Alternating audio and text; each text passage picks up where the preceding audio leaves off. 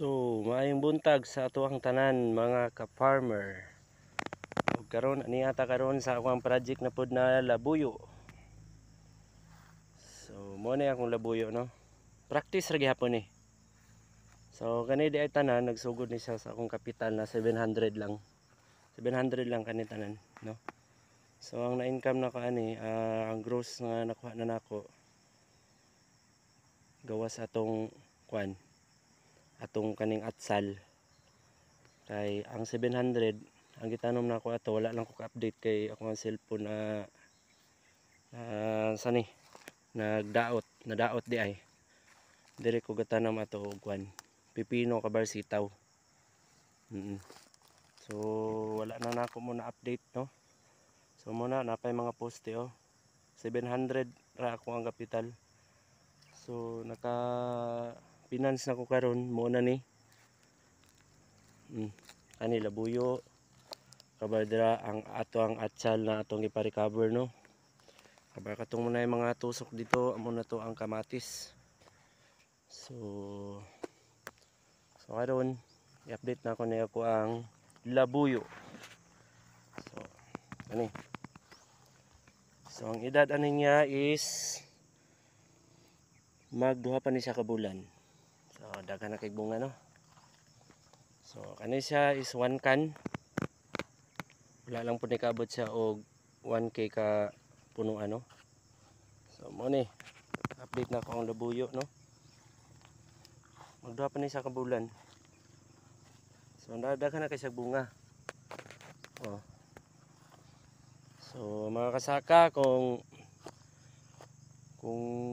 naamoy gustong i-comment, ipangutana, mag-comment lang mo sa comment section no kay tubagon na po nato na base sa atuang experience.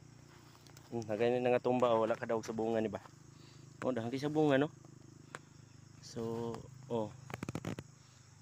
sumod na kay nang nata sa city nya tanan gipalit. So akong ideya, naguli ko diri sa bundok, sa bukid. Para maka-start. Kay malas, wala man ko nakachamba sa city. So atong ideya karon, mag-start pud ta diri sa bukid kung dili na pud ta magkuan diri. Ita ka chamba, mangita na pud taglain, da. Dili ra man pud diri sa bukid, di ba? Pero karon ato sa ning i-update sa inyo. So kani dai sa nga labuyo, gi-order pa na ako ni.